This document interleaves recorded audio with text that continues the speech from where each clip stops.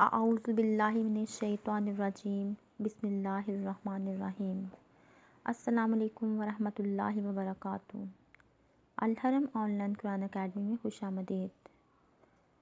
آج کی ویڈیو میں میں آپ کو قرآن و حدیث کی روشنی میں مرحومین کی طرف سے صدقہ کرنے کے بارے میں بتاؤں گی، اور اس سے پہلے آپ سے گزارش کروں گی کہ اگر آپ میرے چینل پر نئے ہیں تو اس کو سبسکرائب کریں اور اپنے دوستوں میں اس کو ضرور شیئر کریں تاکہ ہر کوئی دین اسلام کی روشنی سے مالا مال ہو سکے۔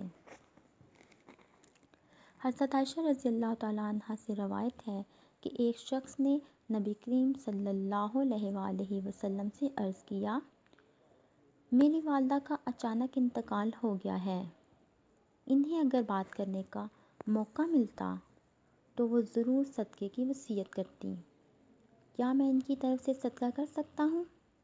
جواب میں آپ صلی اللہ علیہ وآلہ وسلم نے فرمایا، ہاں ضرور کر سکتے ہو۔ اس سے پتہ چلتا ہے کہ ہم اپنے مرحومین کی طرف سے بھی صدقہ کر سکتے ہیں اور ان کے لیے اصالِ ثواب کا ذریعہ بن سکتے ہیں۔ اس لیے ضروری ہے کہ ہم جہاں تک ممکن ہو سکے اپنے مرحومین کے لیے ضرور صدقہ کریں، کیونکہ صدقہ دنیا میں مصیبت سے بچنے اور آخرت میں عذاب سے بچنے کی ڈال ہے۔